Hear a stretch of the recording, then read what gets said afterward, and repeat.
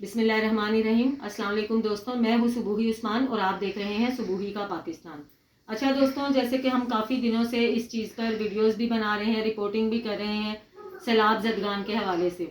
آپ جانتے ہیں کہ جتنے مسائل ہمارے ملک میں کھڑے ہو گئے ہیں، جتنی پریشانیاں یہاں پر کھڑی ہو چکی ہیں، جتنے لوگ سیلاب کی وجہ سے بے گھر ہو چکے ہیں، کسی کے بچے بہہ گئے ہیں تو کسی کا بیٹا بہہ گیا ہے تو کسی کا بھائی بہہ گیا ہے، کسی کے ماں باپ بہہ گئے ہیں۔ بہت ہی زیادہ خطرناک اور بہت ہی زیادہ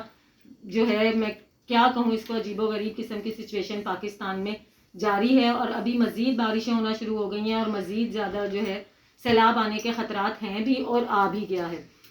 اسی میں جہاں سے پانی گزر چکا ہے، جہاں پہ لوگوں کے سر سے پانی کا عذاب تو ٹل گیا ہے، لیکن اب وہ لوگ جو جن کی چھتیں جا چکی ہیں، جو بے سر و سامان کھلے آسمان کے نیچے بیٹھے ہوئے ہیں، اب ان کے لیے ایک نئی مصیبت نے سر اٹھا لیا ہے۔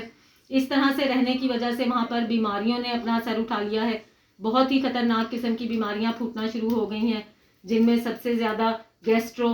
اور بخار اور یہ سب جو ہے ان لوگوں کے ساتھ ہو رہا ہے، جو بہت ہی تکلیف دہ ہے۔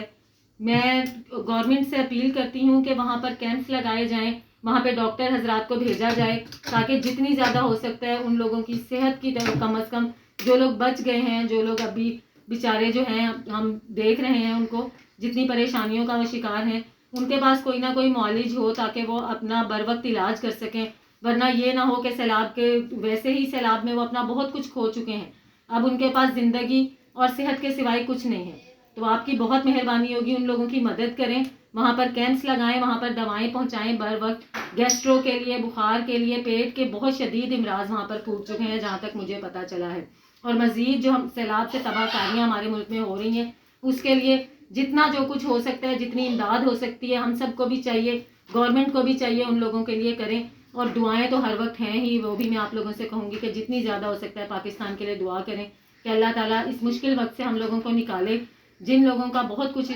اس مشکل وقت میں تباہ و برباد ہو چکا ہے، اللہ پاک ان کو صبر دے اور مزید بچ جانے والوں کو صحت تندرستی کے ساتھ آگے زندگی گزارنے کا موقع ملے۔ ملتی ہوں اپنی اگلی ویڈیو میں، تب تک کے لیے